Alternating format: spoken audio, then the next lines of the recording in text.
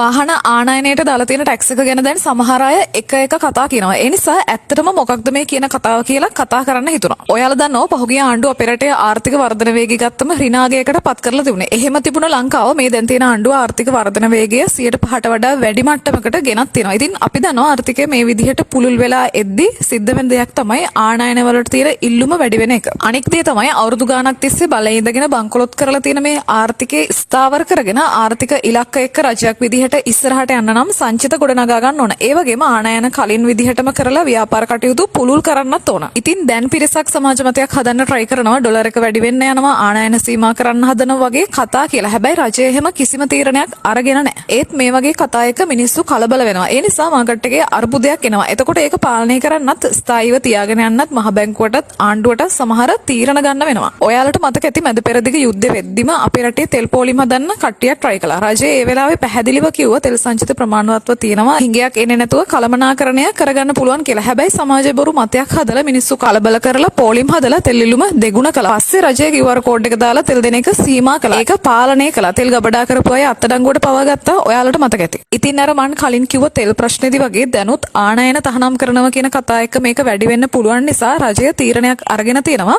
ඒ තමයි පුද්ගලිකව පාවිච්චි කරන වාහන ආනයනය කරද්දී මාස 3ක කාල සීමාවකට බදු වැඩි කරන්න. ඒකේ අරමුණ තමයි මේ මාස 3ක කාල සීමාව ඇතුලේ පුද්ගලිකව පාවිච්චි කරන වාහන ආනයනය කරන එක පුළුවන් නම් පරකු කරන්න කියන පණිවිඩය දෙන එක. එහෙම නැතුව වාහන මිල වැඩි කරන එක නෙමෙයි. ආනයනය කරන එක තහනම් කළා නම් අත්‍යවශ්‍ය කෙනෙක්ටත් වාහනය ගෙන්න ගන්න බැරි වෙනවා. ඒ නිසා අත්‍යවශ්‍ය කෙනෙක්ට ගෙන්න ගන්න ඉඩ දෙන ගමන් අර්බුදයකට මේ තත්ත්වය යයි කියලා හිතලා වැඩි මිලක් දීලා තමයි මේක කළමනාකරණය කරලා තියෙන්නේ. දැනට වාහන ආනයනයේදී තියෙන තීරුපද්ද 130යි. ඒ 130න් 150ක්. ඒ කියන්නේ 130න් 150ක් කියන්නේ 115යි වැඩි වෙන්නේ. ඒත් දැනම මේ වෙලාවේ වෙනද වගේ අර දේශපාලන වාසි ගන්න බොරු සමාජ මත හදන අය කියනවා 150කින් වාහන බදු වැඩි කරනවා 150කින් වාහන මිල වැඩි වෙනවා කියලා. ඒත් ඒක ඇත්තටම සම්පූර්ණ බොරුවක්. වැඩි වුණත් වැඩි වෙන්නේ 115කින්. ඒ වැඩි වීම වෙන්නේත් මාස 3ක් වාහනේ ගන්න නැතුව දරාගෙන ඉන්න බැරි අයට විතරයි. ඒ නිසා ඒක පොදුවේ වෙළඳපොලේ මිලට බලපාන්නේ නැහැ. අනෙක් දේ තමයි මේ බදු අය කිරීම කලින් ඒවට අදාළ වෙන්නේ නැහැ. මයි 15න් පස්සේ ඒවට තමයි අයත් වෙන්නේ. ඒ නිසා මේ සමහරු කියනවා වගේ 150කින් මාකට් එකේ වාහන මිල වැඩි වෙනවා කියන බොරු කතාවලට අහු වෙන්න එපා. ඒ වගේම වැඩි වෙන නිසා ගන්න කියන වාහන වෙළඳාම කරන අයගේ උපක්‍රම වලටත් අහු වෙන්න එපා.